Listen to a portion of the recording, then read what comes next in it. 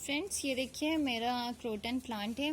और कुछ टाइम पहले जो है ये जो मेरा क्रोटन प्लांट है इसकी एक एक करके सारी लीव्स जो है वो गिर गई थी पीली होकर के। तो उसका रीज़न ये था कि ये जो मेरा क्रोटन प्लांट है ये 2-2.5 साल पुराना है। और 6 महीने पहले इसकी जो है लीव्स एक एक करके सारी गिर गई थी और ये बिल्कुल खाली हो गया था, ये देखिए। और अब इसमें ये 6 महीने बाद ये इतनी लीव्स आई हैं, ये देखिए सिर्फ ऊपर ही ऊपर है इसमें अभी, क्योंकि इसकी सारी लीव्स गिर गई थी।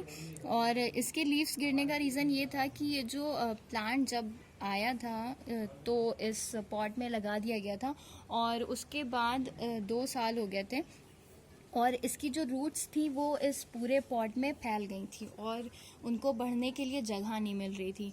तो धीरे धीरे करके इसकी सारी पत्तियां जो है वो पीली होकर के गिरने लगी थी। तो इसकी जब सारी लीव्स गिरने लगी तो फिर मैंने इसको रीपॉट किया। और जब मैंने रीपॉट किया तो देखा इसकी ये जो पॉट था सिर्फ उसमें रूट्स ही रूट्स थी और उनको और बढ़ने के लिए जगह नहीं मिल रही थी, इसीलिए प्लांट और ग्रो नहीं कर पा रहा था और उसकी सारी लीव्स पीली पड़ के जो है वो गिर गई थी।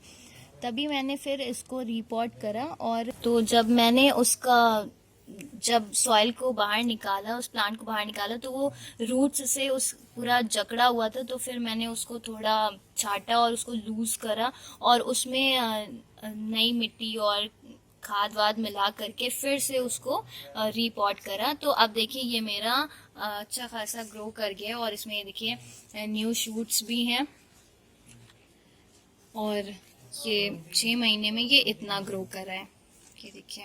तो अगर आपके प्लांट की भी लीव्स जो है वो पीली पड़ के गिर रही हैं और जो है, तो उसकी वजह ये भी हो सकती है कि आपका प्लांट अगर बहुत पुराना है और आपने उसको रिपोर्ट नहीं किया है, तो ये भी हो सकता है कि उसकी जो है उसको रिपोर्ट करने का टाइम आ गया हो, इसी वजह से उसकी सारी लीव्स जो है वो पीली होकर के गिर रही हों।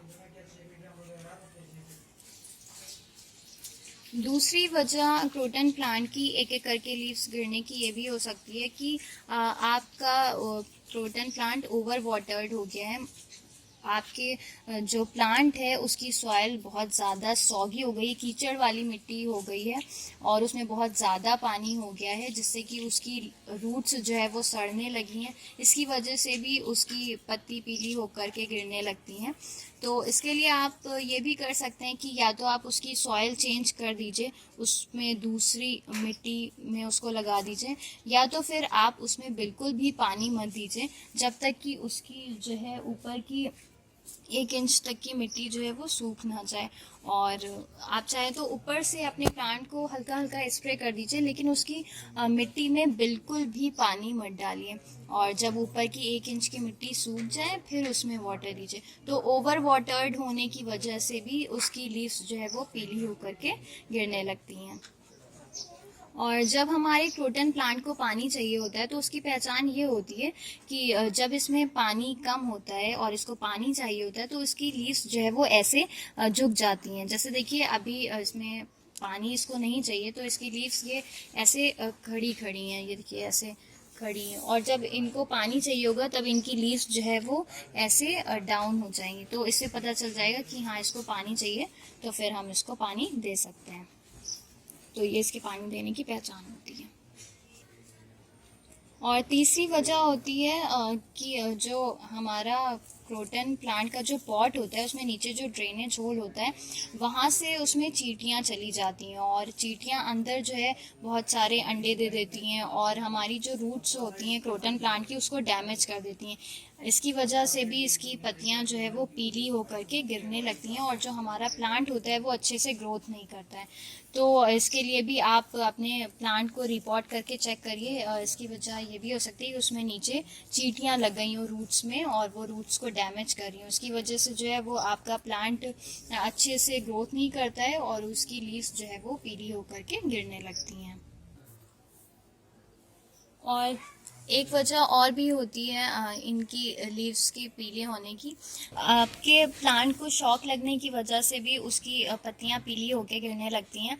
और शॉक लगने का रीज़न ये होता है कि आपका प्लांट इंडोर रहता है और जब आप उसको आउटडोर में लाते हैं तो गलत टाइम पर उसको आउटडोर लाने में, यानी कि जैसे आप सुबह इसको आपने आउटडोर में रखा तो दिन भर इस पर तेज़ धूप पड़ती है, तो इसकी वजह से भी इसको शॉक लग जाता है। तो जब भी आप अपने प्लांट को इंडोर से आउटडोर में लाएं तो आप शाम के टाइम में लाएं, जिससे कि इसको रात भर जो है वो एटमॉस्फेयर में सेटल होने का टाइम मिल जाता है और फिर ये इसको शॉक नहीं लगता है और इसकी पत्तियां पीली होकर के नहीं गिरती हैं।